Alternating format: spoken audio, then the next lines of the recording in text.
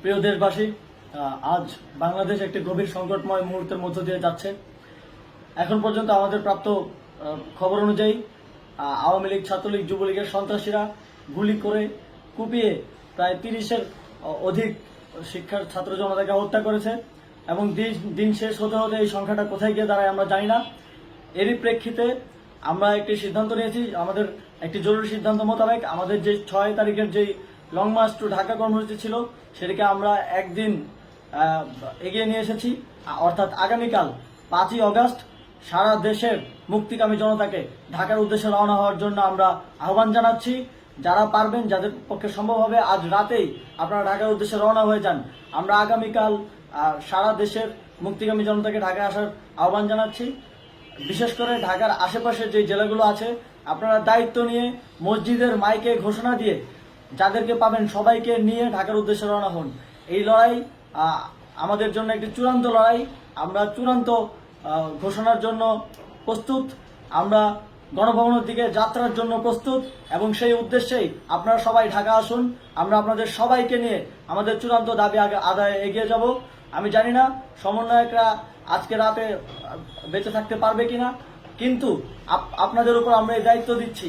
আপনারা সবাই নিজ দায়িত্বে ঢাকায় আসবেন আগামীকাল এবং পরশু পরিস্থিতি বিবেচনা করে পরশু গণভবনের দিকে 4 দিক থেকে আমরা রওনা হব। আমরা খুব আতঙ্কের সাথে লক্ষ্য করছি যে ছাত্রলীগ, যুবলীগ এবং আওয়ামী লীগের গুন্ডারা পুলিশের অস্ত্র দিয়ে পর্যন্ত সাধারণ জনগণের উপর হামলা করছে। কিন্তু একটি সুখের খবর হচ্ছে, সারা দেশের বিভিন্ন স্থানে সেনাবাহিনী ছাত্র জনতার পক্ষে দাঁড়িয়েছে। আবার কিছু কিছু জায়গায় যেমন মিরপুর ও মোহাম্মদপুরে সেনাবাহিনী ছাত্র জনতার বিপক্ষে দাঁড়িয়ে গুলি চালাচ্ছে। আমরা সেনাবাহিনীর প্রতি আহ্বান জানাতে চাই, আপনারা এদেশের নাগরিক এবং আপনারা এদেশের নিরাপত্তার দায়িত্বে আছেন, এদেশের জনগণের যানবাহনের নিরাপত্তার দায়িত্বে আছেন। আপনারা দেশের পক্ষে এবং দেশের জনগণের জন্য কাজ করবেন। কোনো খুনি সরকারের জন্য, কোনো খুনি রাজনৈতিক দলের জন্য কাজ করবেন না। এটি এদেশের জনগণ আপনাদের থেকে প্রত্যাশা করে। আমাদের এই আন্দোলনে সম্পূর্ণ সমর্থন দিয়ে হয় নিরপেক্ষ থাকুন, অথবা এই খুনি বাহিনীকে, সরকারের খুনি বাহিনীকে প্রতিহত করুন, তাদেরকে যথাযথ শাস্তির আওতায় নিয়ে আসুন। যেই কারফিউ সরকারের পক্ষ থেকে ঘোষণা করা হয়েছে, আমরা স্পষ্টভাবে বলতে চাই, সেনাবাহিনী এই ধরনের কোনো কারফিউ বাস্তবায়নের জন্য মাঠে না নামে।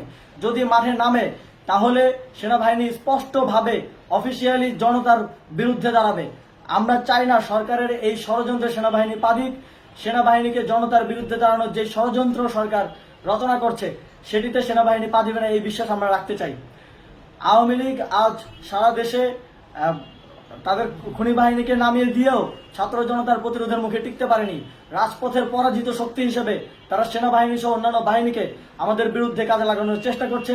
এই চেষ্টাকে, এই ষড়যন্ত্রকে ব্যর্থ করতে হবে এবং আগামীকাল সারা দেশে মসজিদে মসজিদে ঘোষণা দিয়ে ঢাকার উদ্দেশ্যে আপনারা রওনা হন। প্রত্যেকটি পরিবার থেকে অন্ততপক্ষে একজনকে ঢাকার উদ্দেশ্যে রওনা করে দিন, এই ইতিহাসের সাক্ষী হতে, একটি নতুন বাংলাদেশের অভ্যুদয় ঘটানোর একজন কর্মী হতে। ধন্যবাদ সকলকে।